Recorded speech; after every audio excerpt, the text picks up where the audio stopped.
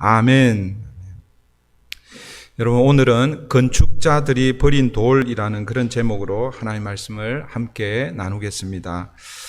오늘 본문은 우리가 지난주에 살펴본 마가복음 11장의 마지막 부분이죠. 11장 27절부터 33절에서 이제 12장에 걸쳐서 이 종교 지도자들, 대제사장들과 서기관들, 장로들, 이들이 누구라고 그랬습니까? 그 당시 가장 최고의 권력기관인 권위로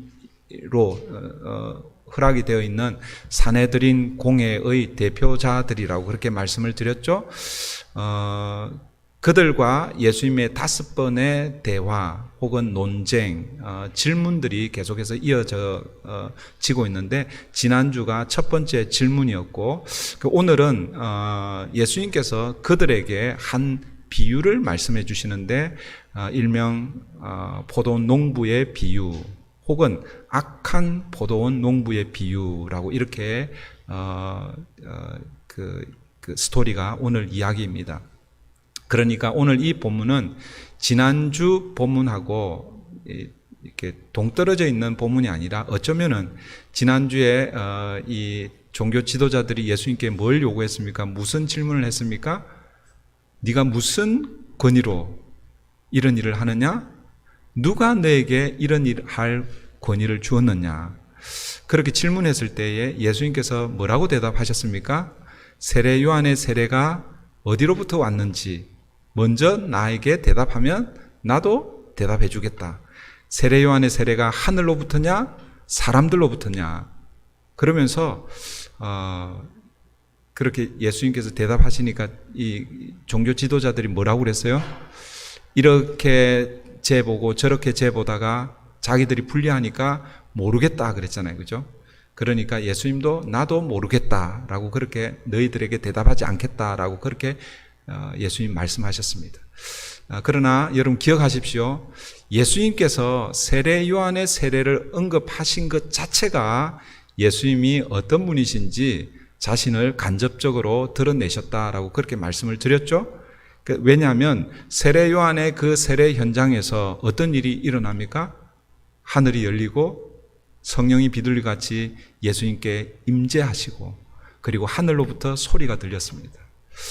저는 이 장면이요, 2000년 전 예수님이 세례 받으실 그때만 일어난 사건으로 물론 이제 그렇게 보아야 되죠.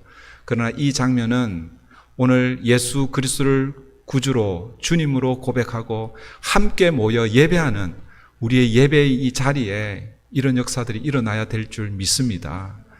여러분, 물리적으로 뭐 그렇게 보이지 않는다 할지라도 저와 여러분이 우리의 심령을 다해서 하나님을 예배할 때에 하늘이 열리고 성령이 여러분 심령을 터치하고 만지고, 혹시라도 이 영적 침체 가운데 잠자고 있는 영혼들이 있다면 성령의 역사로 말미암아 깨어나는 은혜가 있고, 그리고 하늘에서 주의 음성이 들리는 그런 예배가 되기를 바랍니다.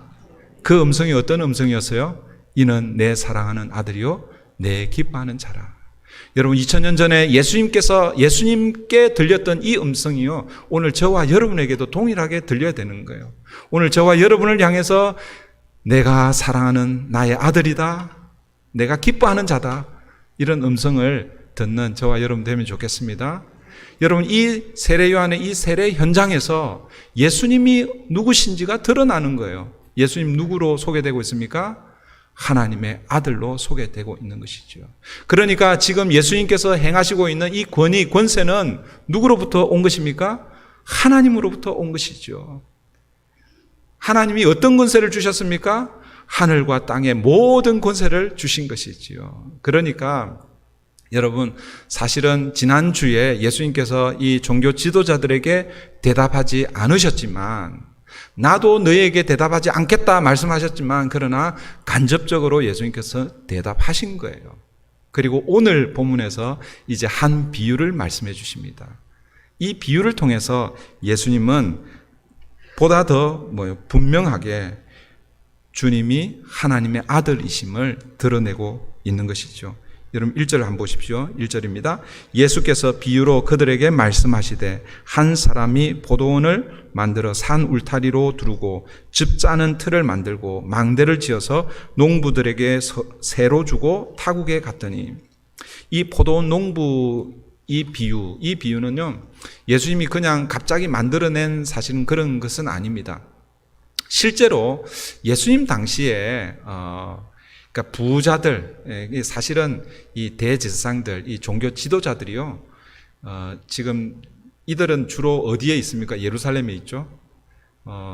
그 팔레스타인 지역의 포도 농장이 주로 어디 있냐면 북쪽에 있습니다. 갈릴리 이런 지역에 있습니다. 이런 사람들이 성전과 성전 관리와 결탁해가지고 뭘 축적하고 있었어요? 이렇게 불을 축적하고 있었잖아요, 그죠? 이 불을 어디에 쏟았겠어요? 사실은 그들이 땅을 사고요, 포도원을 만들고 그렇게 했어요. 사실은 예수님께서 이렇게 비유로 말씀하시는 이 비유의 모습은요, 지금 현재 종교 지도자들이 아마 예수님과 함께 대화하는 이런 사람들 중에 적어도 그런 포도원을 가지고 있었던 사람들이 분명히 있었을 거예요. 그러나 이 비유는 보다 더 구약으로 가면 이사야 5장에 보면 이사야 선지자를 통해서 포도원의 노래라는 그 노래가 불려집니다. 거기에서 하나님께서 이스라엘 민족, 이스라엘 족속을 포도원으로, 그리고 그 포도나무를 이스라엘 백성으로, 그리고 농부를 이스라엘 백성들을 관리하는 지도자로, 그렇게 상징적으로 그렇게 보여주고 있는 그런 말씀이죠. 그러니까 오늘 이 포도원, 이 농부의 비유는 두 가지를 예수님께서 염두에 두고 지금 하고 있는 거예요. 근데 오늘 본문에 이 한 사람이 등장하는, 이 비유에서 한 사람이 등장하는데, 이 한 사람은 하나님을 상징하고, 포도원은 아까 제가 말씀드린 대로 이스라엘 족속을 의미합니다. 그 울타리를 쳤다고 그랬잖아요. 울타리를 치고 이렇게 한 거, 하나님께서 완벽하게 보호하시고 준비하시고 예비하셔서 그렇게 이스라엘 백성들을 그렇게 세우신다라는 그런 의미입니다. 그리고 포도원의 그 농부는 지도자들, 종교 지도자들 혹은 정치 지도자들, 이런 사람들을 상징하고, 1절 이후에 이제 보면 종들이 나오잖아요, 그죠? 이 종들은 주인이 파송하는 거예요. 주인이 보냅니다. 그러니까 하나님이 보내는 사람들이니까 누구겠어요? 선지자, 예언자들을 가리키는 것이죠.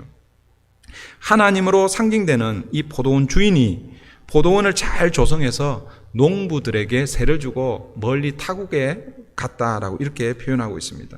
근데 2절을 보시면 때가 이름에라고 이렇게 말씀합니다. 때가 이르렀다. 이 말은 어떤 때가 이르렀다라는 뜻이겠어요? 이제 포도원을 이렇게 조성을 해놓았는데 이제 포도 수확할 때, 그 때를 이야기하는 것입니다. 여러분, 이 말은, 때가 이르렀다, 이 말은 어떤 의미냐면, 이 주인이요, 포도원을 이렇게 조성하고 나서 그 포도 농사를 잘 지을 수 있도록 그 농부들에게 충분한 시간을 주었다라는 그런 의미도 되는 것입니다. 왜냐하면 포도나무를 예를 들어서 올해 심으면 내년에 포도 열매를 바로 얻는 게 아니잖아요, 그죠? 포도는 몇 년에 열리는지는 모르겠는데, 하여튼 대부분의 과실수가 이렇게 심고 나서 잘 해야 몇 년 후에 그렇게 열리잖아요, 그죠? 그런데 특별히 유대인들에게 있어서는 이 레위기 19장에 보면 과실수 농사를 지을 때에 하나님께서 주신 이 율법이 있습니다. 그 규례가 있습니다.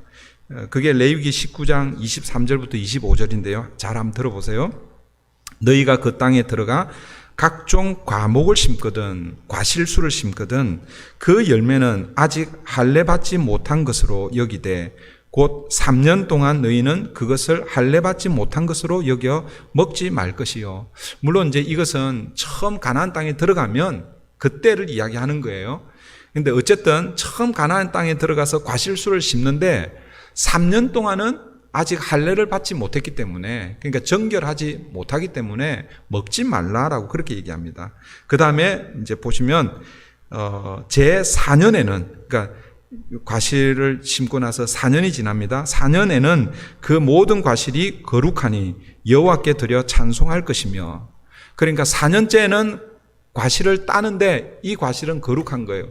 그래서 너희들이 먹으면 안 되고 누구에게 드리라고 말씀하는 거예요? 하나님께 드리라라고 그럽니다.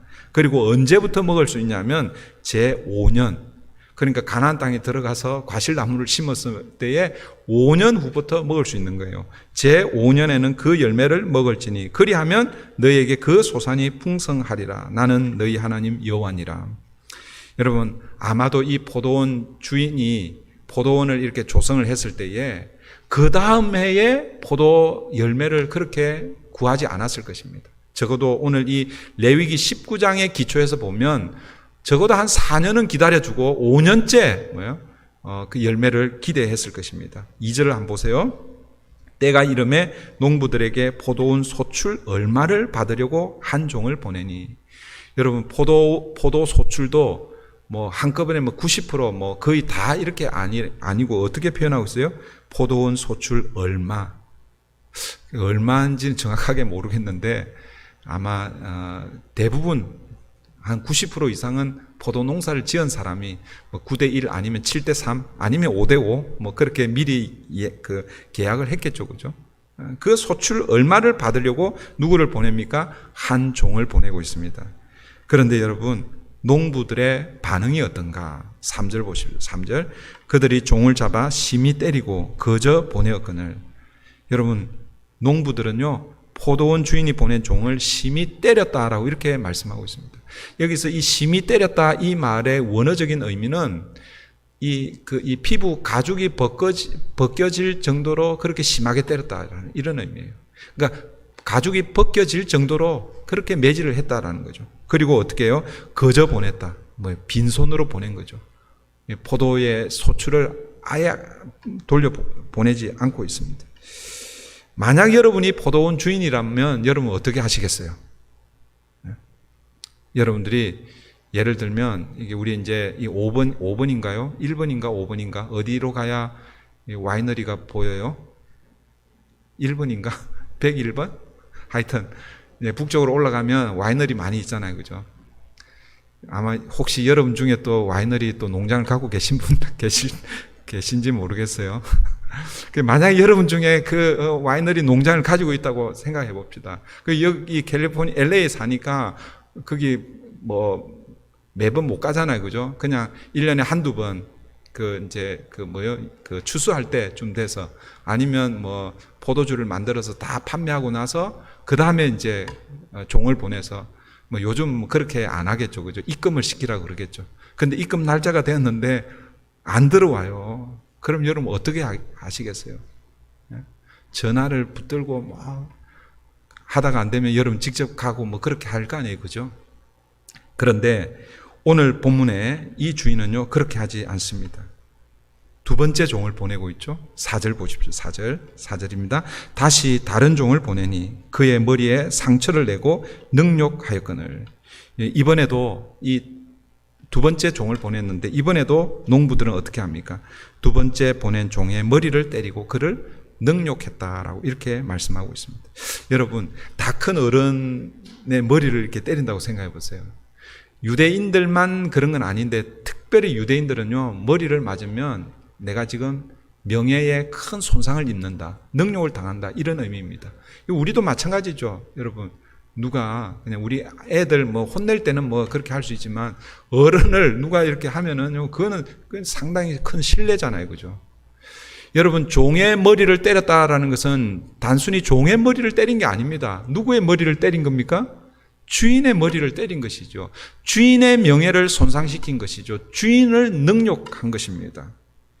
그러면 이번에는 더 화를 내어서 어떻게 조치를 해야 되는데 여러분, 이번에도 주인은 별다른 조치를 취하지 않습니다. 또다시 세 번째, 네 번째 더 많은 종을 보내고 있습니다. 그러자 이번에는 아예 이 포도원 농부들이요, 그 종을 죽여버립니다. 5절을 한번 보세요. 5절. 또 다른 종을 보내니, 세 번째 보냈어요. 그죠? 그들이 그를 죽이고 또 그 외에 많은 종들도 들어는 때리고 들어는 죽인지라. 세 번째, 네 번째 계속해서 종을 보내는데 때리기도 하고 죽이기도 하고, 주인이 종을 보내면 보낼수록 농부들은요 더 악해져서 그 종들을 죽이기도 하고 그렇게 했다라는 것입니다. 그런데 이제는요 더 이상 보낼 종이 없는 거예요. 누구만 남았습니까? 6절을 보십시오. 이제 한 사람이 남았으니 곧 그가 사랑하는 아들이라. 최후로 이를 보내며 이르되 내 아들은 존대하리라 하였더니, 여러분 포도원 주인에게 이제 마지막 남은 한 사람이 있는데 그 사람, 여기서 오늘 본문에서 한 사람이라고 이렇게 표현되고 있는데 이 히브리어 이 원어로 보면요 유일한 한 사람, 그런 의미로 기록이 되어 있는 거예요. 그러니까 아들인데 이 아들은 뭐예요? 여러 아들 중에 한 사람이 아니라 뭐예요? 독자, 외아들이라는 그런 의미입니다. 그러니까 주인에게 하나밖에 없는 이 외아들, 독자를 지금 이제 마지막으로 보내고 있는 것입니다. 어떤 마음을 가지고 그렇게 보내고 있습니까? 다른 종들은 내 종이었기 때문에 함부로 대할 수 있겠다. 그런데 이 아들은 누구입니까? 사실은 주인의 분신과 같잖아요. 그죠? 그래서 이 아들은 존대할 것이다. 존경할 것이다. 그런 마음으로 보냈는데, 그런데 주인의 생각과는 완전 반대로 농부들이 이 아들까지 어떻게 합니까? 죽이고 있습니다. 7절, 8절 보세요.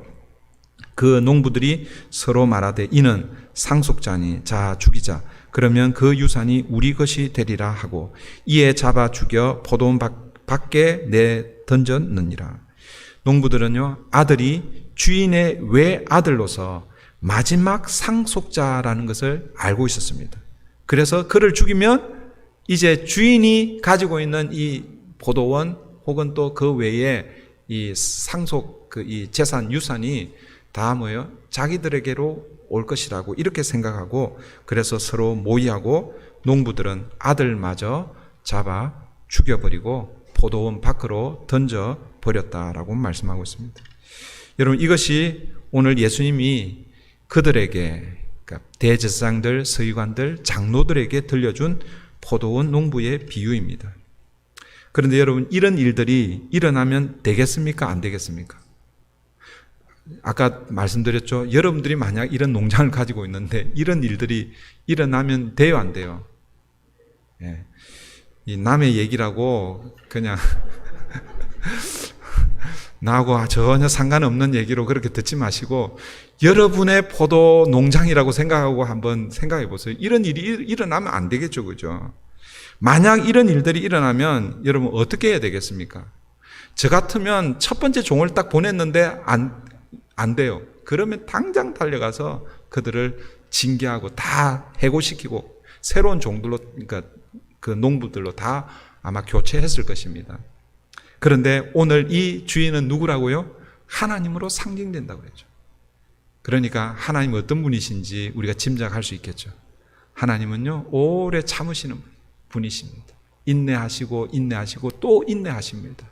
어디까지 인내하시는 겁니까? 자기 아들을 내어 주기까지 인내하시는 분입니다.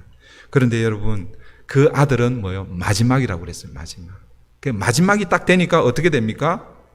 9절을 보세요. 포도원 주인이 어떻게 하겠느냐? 예수님이 질문을 던지는 거예요.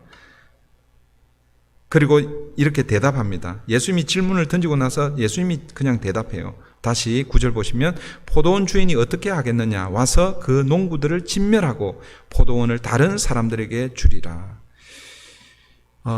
이 마가복음은 예수님이 질문하고 예수님이 대답을 하지만 마태복음에는요 예수님이 질문을 하고 누가 대답하냐면 그들이 대답합니다. 그러니까 대제사장들 이런 사람들이 대답을 하는 거예요. 이들이 뭐라고 대답했겠어요? 예수님하고 똑같은 대답을 하는 거예요.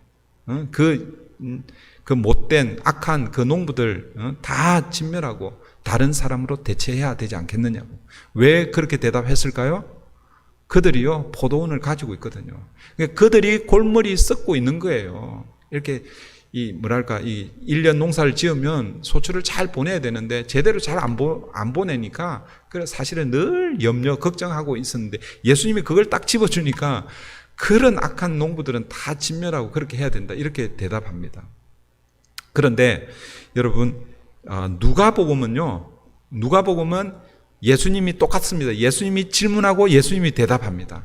그런데 누가복음을 참고해 보면 조금 더 애드가 되고 있어요. 누가복음 20장 16절 제가 읽어드릴게요. 잘 들어보세요. 와서 그 농부들을 진멸하고 포도원을 다른 사람들에게 주리라 하시니, 이 예수님이 질문하고 예수님이 대답한 거예요. 그러니까 옆에 사람들이 뭐라고 얘기하냐면, 사람들이 듣고 이르되 그렇게 되지 말아지이다 하거늘. 이 표현이요 이상해요. 다시요. 사람들이 듣고 이르되 그렇게 되지 말아지이다 하거늘. 여기서 사람들, 아까 제가 말씀드린 대로 종교 지도자들 가리키는 거예요. 예수님의 비유를 듣고 있는 사람들입니다. 물론 제자들도 있었겠지만, 그러나 지금 그들에게 지금 비유로 말씀하고 있기 때문에 대제사장들과 서기관들, 장로들입니다. 그들이 뭐라고 얘기하는가? 그렇게 되지 말아지이다. 말이 좀 이상하죠? 그래서 다른 세 번역을 제가 이렇게 참고를 해보니까, 그런 일이 없기를 바랍니다. 그런 일이 생겼어야 되겠습니까? 뭐 이런 의미인 것이죠.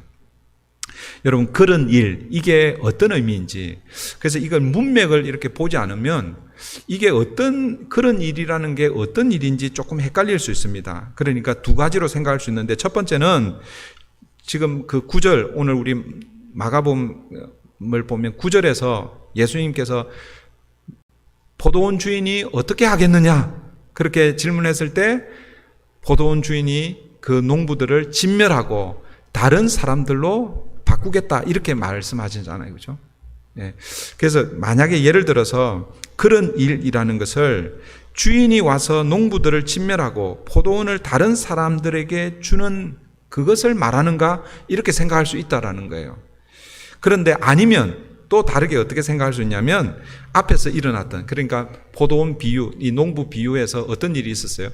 주인이 종을 하나 보냈는데 때리고 가죽이 벗겨질 정도로 때리고 그렇게 보냈어요. 두 번째 보냈을 때는 머리를 때리고 능욕하고 보냈어요. 세 번째는 죽이고 그렇게 하는 거예요. 그런 일을 얘기하는 거예요. 이 둘 중에 어떤 일일 것 같아요? 어떤 일을 일어나지 않았으면 좋겠습니다, 이렇게 얘기할 것 같아요. 포도원 주인이 농부들을 진멸하고 심판하는 이 일이 일어나지 않았으면 좋겠습니다. 아니면 이 농부들이 주인이 보내는 종들을 죽이고, 심지어는 마지막에 누구까지 죽였어요? 아들을 죽였잖아요. 그죠? 그 아들을 죽이는 그 일을 안 했으면 좋겠습니다. 어떤 거일 것 같아요? 헷갈리죠? 네. 오늘 본문을, 그러니까 오늘 본문에는 뭐 그런 말이 없지만, 그 누가복음 20장을 보면요. 그 다음 구절, 17절을 보면은, 이게 무엇을 의미하는지가 분명하게 나옵니다. 후자의 경우를 이야기하는 거예요. 그러니까 후자라는 것은 뭐냐면, 농부들이 주인의 종들을 죽이고 주인의 아들을 죽이는 것을, 주인의 아들까지 죽이는 것, 그 일이 일어나면 안 됩니다. 어떻게 그런 일이 일어났어야 되겠습니까? 이런 이야기죠. 그걸 어떻게 알 수 있는가? 이어지는 말씀을 보면 알 수 있다라는 것이죠. 다시 마가복음 12장 10절 11절을 볼게요. 그러니까 지금 포도원 농부의 비유는 8절 9절에서 끝이 납니다. 그리고 이제 10절 11절이 지금 예수님께서 애드해서 말씀해 주시는 거예요. 그 말씀이 뭐냐면, 너희가 성경에 건축자들이 버린 돌이 모퉁이의 머릿돌이 되었나니 이것은 주로 말미암아 된 것이요 우리 눈에 놀랍도다 함을 읽어보지도 못하였느냐 하시니라. 여러분, 이 말씀은요 시편 118편 22절 23절을 인용한 말씀인데, 포도원 농부 비유를 하다가 왜 갑자기 이 시편의 말씀, 그것도 건축자들이 버린 돌이 모퉁이의 머릿돌이 되었다, 왜 갑자기 이런 말씀을 하실까? 그 앞에 포도원 농부 비유하고 무슨 연관이 있을까? 그걸 이제 오늘 본문은 그걸 잘 알 수가 없는데, 누가복음 20장 17절 말씀을 보면 이해가 좀 된다라는 것이죠. 예수님이 왜 이 말씀을 인용하고 있는지 누가복음 20장 17절을 제가 읽어드릴게요. 다시 16절하고 같이 한번 읽어드리겠습니다. 16절하고 17절을 누가복음 20장입니다. 와서 그 농부들을 진멸하고 포도원을 다른 사람들에게 주리라 하시니 사람들이 듣고 이르되 그렇게 되지 말아지이다 하거늘. 그 다음에 이어지는 말씀이 그들을 보시며 이르시되 그러면 기록된 바 건축자들의 버린 돌이 모퉁이의 머릿돌이 되었느니라 함이 어찜 있냐. 여러분 무슨 말인지 이해가 됩니까? 그러니까 잘 이해가 안 되죠. 자, 다시. 자, 지금 예수님의 비유를 들은 사람들이 예수님의 비유를 다 듣고 나서 포도원 주인이 만약에 이런 일들이 일어나면, 그러니까 종들을 다 죽이고 마지막 아들까지 죽였단 말이에요. 그죠? 그러면 너희들이 포도원 주인이라면 그 다음에 어떻게 하겠느냐, 이렇게 예수님이 질문한 거예요. 예수님이 질문하고 나서 예수님이 대답을 합니다. 포도원 주인이 당장 가서, 그러니까 앞에는 계속 기다렸잖아요. 그죠? 인내하고 인내했습니다. 그러나 마지막 아들이 죽었다라는 것은 이제 뭐예요? 마지막 심판 때가 되었다라는 그런 의미거든요. 그럴 때는 뭐예요? 주인이 가서 농부들을 진멸하는 거예요. 그리고 다 뭐예요? 쫓아내고 다른 사람들로 교체하는 거예요. 그런데 느닷없이 사람들이 뭐라고 대답하는 거예요? 그런 일이 일어나면 안 되는데, 이런 얘기예요. 그런데 그런 일이 무슨 일이라는 겁니까? 주인이 지금 하는 이 일입니까? 아니면 농부들이 한 일입니까? 헷갈린단 말이에요. 그죠? 그래서 17절 말씀이 키포인트라는 거예요. 예수님이 17절 이 말씀을, 시편의 이 말씀을 인용하시면서 예수님이 이렇게 말씀하시잖아요. 이 시편의 이 말씀은 다윗이 앞으로 오게 될 그리스도를 대한 예언의 말씀으로 그렇게 미리 주신 말씀이거든요. 예수님이 이 말씀을 인용하시면서 그러면 왜 다윗이 이런 말씀의 예언을 하였느냐, 왜 이렇게 예언을 했느냐, 이런 거예요. 그러니까 무슨 얘기냐면 건축자들이 뭐 어떤 집을 지으려고, 지금은 뭐 집을 지을 때 뭐 재료가 다양하잖아요. 이 당시에는 돌이 건축의 아주 중요한 재료입니다. 그래서 집을 짓기 위해서 돌을 이렇게 모았는데 그 중에 돌이 보니까 이거는 뭐 건축에 전혀 필요 없는 돌 같아 보여서 버린 거예요. 그런데 나중에 뭐 이 버려진 이 돌이 모퉁이의 머릿돌이 되었다라는 거예요. 지금 이 말씀이 무엇에 관한 예언이냐라는 거예요. 주인이 가서 진멸하는 그 예언인가, 아니면 종들이 지금 농부들이 종들을 죽이고 아들을 죽이고 포도원 밖으로 내버리는 그거를 말씀하고 있는 거. 뭘 말씀하고 있는 거예요? 농부들이 종들과 그리고 마지막 아들까지 죽이는 그것을 예언적으로 말씀한 것이죠. 만약에 여러분 보세요. 대제사장들이 그런 일이 일어나지 않았으면 좋겠습니다. 그러면 왜 다윗은 1000년 전이거든요. 1000년 전에 메시아 이런 예언을 했겠느냐라는 거예요. 이 말은 반드시 이런 일이 일어날 것이다 라는 그런 의미입니다. 그러니까 이런 일이 어떤 일입니까? 아들이 와서 건축자들에 의해서, 이 건축자들은 누구를 상징하겠습니까? 바로 종교 지도자들을 상징하는 것이죠. 종교 지도자들에 의해서 버려지게 되고 죽게 된다라는 것입니다. 그 일이 뭐예요? 반드시 일어나야 된다라는 그런 의미라는 것이죠. 건축자들이 쓸모없다고 생각하여 버린 돌처럼 하나님의 아들이 와서 버려지고 죽어야 된다라는 것이 바로 오늘 이 악한 포도원 농부의 비유의 핵심이라는 것이죠. 여기서 건축자들은 누구를 말하는 것이라고요? 대제사장들과 서기관들, 장로들, 그 당시 종교 지도자들을 말하는 것이죠. 그래서 여러분 보세요. 9절까지 포도원 비유를 들었을 때는 그런 일이 일어나지 않기를 바랍니다, 이렇게 얘기한 거예요. 그게 뭐냐면 주인이 종들을 보냈을 때에 종들이 얻어맞고 죽고 그리고 마지막 아들까지 죽는 거, 그런 일이 일어나면 안 됩니다. 왜? 자기들도 포도원 주인이거든요. 그런데 예수님께서 10절, 11절 말씀을 한 이후, 그 말은 뭐냐면 그런 일은 반드시 일어나야 된다라고 그렇게 말씀하셨을 때 그제서야 여러분 이 종교 지도자들이 이 비유가 자기들을 두고 말씀하신 것인지를 깨닫고 어떻게 반응합니까? 12절 보십시오. 그들이 예수의 이 비유가 자기들을 가리켜 말씀하심인 줄 알고 잡고자 하되 무리를 두려워하여 예수를 두고 가니라. 무슨 말인지 이해가 되시나요? 이해가 안 되시면 나중에 식사할 때 물어보세요. 제가 다시 설명해 드리겠습니다. 여러분, 오늘 이 포도원 농부 비유는 지금 종교 지도자들을 여러분 대상으로 하는 비유입니다. 여러분, 이 비유가 자기들을 빗대어서 하는 비유라고 그것을 깨달았단 말이에요. 12절에 가보면, 그죠? 그러면 어떻게 해야 됩니까? 그 비유를 듣는 순간 8절, 9절까지는 몰랐다고 하더라도 10절, 11절 다윗이 1000년 전에 예언한 이 예언이 반드시 일어나야 된다라는 그 예언을 언급했을 때에 그때 순간적으로 이것이 우리를 위한 것이구나, 우리를 위한 비유이구나 깨달았다라면 어떻게 해야 하느냐라는 것입니다. 그동안 우리가 악한 농부였구나, 이런 일이 일어나면 안 되는데 우리가 지금까지 이런 일을 하고 있었구나.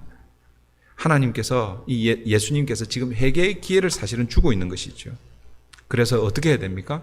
회개하고 하나님의 아들로 오신, 메시아로 오신 그 주님 앞에 무릎을 꿇고 엎드려야 되는 것이죠.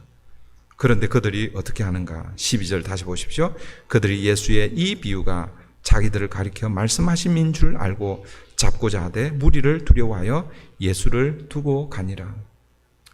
그러니까 무리만 없었으면 예수를 당장 잡아가지고, 얼마 전에, 어제 그저께 어떤 일이 있었어요? 성전을 못 오겠잖아요. 그러니까 잡아서 그냥 돌로 쳐 죽여도 사실은 상관이 없었습니다. 그런데 무리들 때문에 그렇게 하지 않고 그냥 예수를 두고 떠나갑니다. 돌이키고 회개하기는커녕 오히려 예수님을 잡아 죽이려고 하는 것이죠. 그리고 지금 당장은 아니지만 나중에 며칠 후에 결국 그들은 예수님께서 오늘 본문에서 비유하신 대로 이방인의 손에 넘겨주어서 예수님이 죽게 되는 것이죠. 이제 말씀을 맺겠습니다. 그러면 예수님을 누가 죽였는가? 예수님을 누가 죽였습니까? 여러분, 예수님을 직접 죽인 사람들은 빌라도의 법정에서 빌라도가 사형을 언도하고, 그리고 로마 병사들이 예수님을 직접 죽였습니다. 그러나 예수님을 죽인 자들은 누구입니까? 종교 지도자들이죠. 그 당시 화려한 옷을 입고, 그리고 율법으로는 둘째 가라고 하는 그 서기관들, 그리고 백성들로부터 존경을 받는다고 하는 장로들, 그래서 그들이 사내들인 공회를 이루고 최고의 권세를 가지고 백성들 앞에 서 있었던 이런 사람들이 결국 예수를 죽인 것이죠. 그러면 여러분, 종교 지도자들만 예수님을 죽였을까요? 예수님을 죽이는 일에 다른 사람들은 전혀 관여를 하지 않았습니까? 그 다른 사람을 저와 여러분으로 이렇게 대입을 해보시면, 저와 여러분은 예수님을 죽이는 이 일에 전혀 무관합니까? 여러분, 그렇지가 않다라는 것이죠. 여러분, 우리가 다 예수님을 죽이는 일에 다 일조했다라는 것입니다. 아니, 일조한 것이 아니라 사실은 우리가 예수님을 직접 죽였습니다. 여러분, 이게 이해가 되십니까? 아니, 목사님 무슨 얘기합니까? 예수님은 2000년 전에 돌아가셨는데, 아니, 우리가 어떻게 예수님을 죽일 수 있단 말입니까? 나는 예수님 안 죽였는데요. 아니, 설령 내가 2000년 전에 그 십자가 현장에 있었다 할지라도 나는 사람을 죽일 만큼 그렇게 강심장인 그런 사람이 아니에요. 그냥 피만 봐도 그냥 에그머니 그냥 깜짝깜짝 놀라는, 혹시 그런 분들, 여러분들이 그런 사람들이라고 그렇게 생각하고 있지는 않습니까? 그러면요, 이런 가정을 한번 해 보겠습니다. 여러분, 이 세상에, 오늘 우리가 지금 많이 있지만 이 세상에 여러분 혼자만 있다고 생각해 봅시다. 그러니까 이 세상에 여러분 혼자 있는데 하나님께서 여러분을 사랑하셔서 여러분을 구원하시기 위해서 예수님을 보내실까요? 안 보내실까요? 네? 그것도 헷갈려요? 네. 여러분, 하나님은요, 이 세상에 나 혼자밖에 없어도 하나님은 우리를 사랑하시기 때문에 예수님을 보내셔서 우리를 구원하십니다. 그런데 여러분 보세요. 하나님이 예수님을 통해서 우리를 구원하시는 방법이 무엇입니까? 예수님을 십자가에 죽여서 우리를 구원하는 거예요. 그런데 이 세상에 여러분 혼자밖에 없다고 가정을 하면, 그러면 그 예수님은 누가 죽여야 되는 거예요? 누가 죽여야 되는 거예요? 여러분 어렵게 생각하지 마세요. 여러분이 죽여야 되는 거예요. 여러분. 그런 의미에서 여러분 2000년 전에 예수님이 십자가에 달려 돌아가셨지만, 그러나 그 예수님의 죽음은 저와 여러분의 죄 때문에 죽으신 것이고, 아니 우리가 예수님을 십자가에 못 박아 죽였다라는 그런 의미라는 것입니다. 여러분 너무 극단적인 예입니까? 사도행전 2장 36절을 보시면 사도 베드로가 이 오순절 그러니까 성령을 경험하고 나서 설교를 하는데 그 설교의 핵심을 이렇게 설교합니다. 그런즉 이스라엘 온 집은 확실히 알지니 너희가 십자가에 못 박은 이 예수를 하나님이 주와 그리스도가 되게 하셨느니라 하니라. 여러분 이 말씀은 금방 설명드린 대로 오순절 성령 강림 이후 베드로가, 여러분 오순절 성령 강림이라는 것은 지금 6월절이 지나고 나서 49일 이제 50일째 되는 그날 77절 맥추절 그 절기를 위해서 다시 디아스포라 흩어져 있는 수많은 사람들이 지금 모여서 하나님 앞에 예배 제사 드리기 위해서 모여 있는 장소입니다. 물론 그 현장에 50일 전에 예수님이 돌아가셨기 때문에 그 현장에서 예수님을 십자가에 못 박으라 이런 분들도 있었겠지만, 그러나 대부분 더 많은 사람들이 예수님의 십자가 죽음과 전혀 관계없는 사람들이었을 거예요. 그런데 베드로가 뭐라고 얘기합니까? 베드로가 너희가 예수를 십자가에 못 박았다 이렇게 선포하고 있는 거예요. 여기에서 이 너희는요, 오늘 저와 여러분들 향해서도 너희가 예수를 십자가에 못 박았다 그런 선언인 것입니다. 사랑하는 성도 여러분, 내가 예수님을 십자가에 못 박았다고 시인해야, 그래야 예수님의 구원의 은혜가 우리에게 다가오는 것입니다. 여러분 이 복음이 선포되니까 여러분 사람들이 어떻게 반응하는가?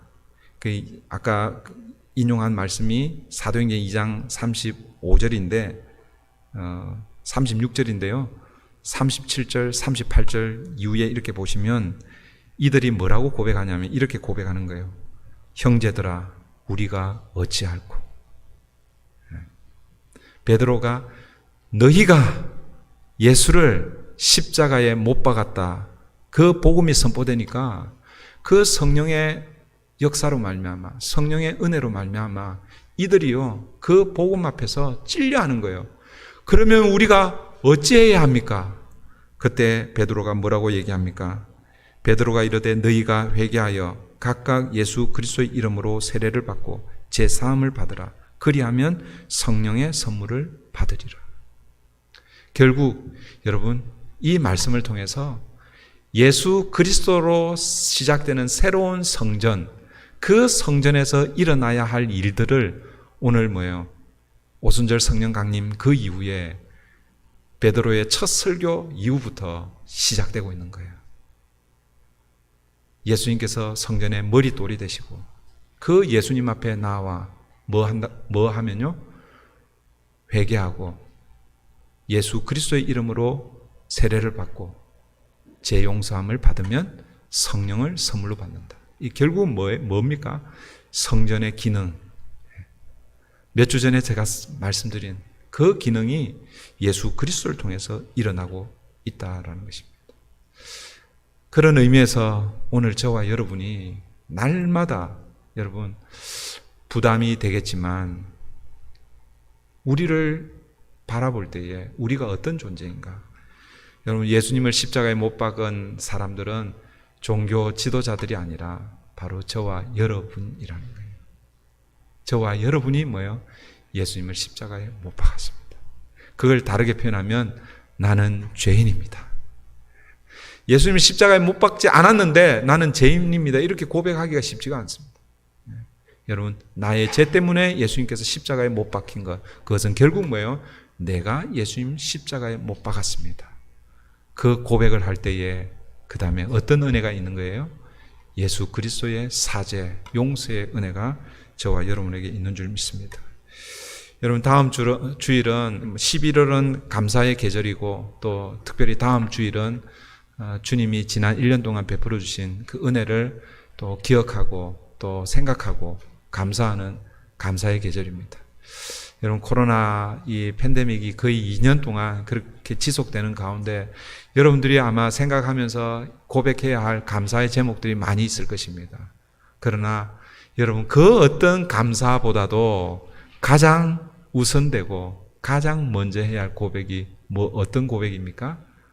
바로 주님, 제가 예수님을 십자가에 못 박았는데 그런데 주님이 나를 구원해 주시고요. 그 구원의 은혜가 여러분 첫 번째 감사의 제목 되기를 바랍니다. 그리고 이제 한 주간 동안 그 이후부터 여러분 개인에게 또 가정에 베풀어 주신 그 은혜가 무엇인지를 또 생각하고 감사의 제목들을 한번 써보는 그런 한 주간 되었으면 좋겠습니다. 시간 우리 함께 말씀을 기억하면서 기도하십시다. 건축자들이 버린 돌, 여러분 왜 버렸겠습니까? 아무 쓸모 없어 보였기 때문에 버린 것이지요.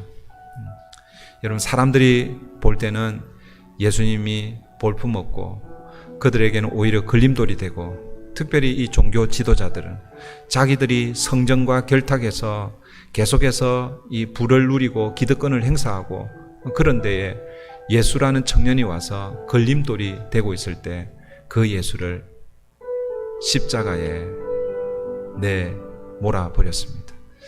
그런데 종교 지도자들만 그렇게 한 줄 알았는데, 그런데 곰곰이 생각해 보니 바로 그 사람이 저와 여러분이라는 것입니다. 주님, 제가 예수님을 십자가에 못 박았습니다. 이 고백이 없으면 절대로 하나님의 구원의 은총이 우리에게 다가오지 않습니다. 오늘 이 시간 우리 함께 고백할 때에 그렇습니다. 2000년 전 주님을 십자가에 못 박은 사람이 빌라도이고 로마 병정이고 종교 지도자들만인 줄 알았는데, 곰곰이 생각해 보니 내가 2000년 전 아담의 그 후손으로 제가 함께 예수님을 십자가에 못 박았네요. 그래서 나는 죄인입니다. 오늘도 주님의 은총이 아니면 하나님의 은혜를 구할 수 없습니다. 이 시간 우리 함께 우리의 모습을 고백하고, 그럼에도 불구하고 하나님께서 그 구원의 은총으로 하나님의 자녀로 삼아주신 그 은혜에 감사하며 또 한 주간을 보내게 해주시옵소서. 이 시간 우리 함께 기도하며 나아가십시다.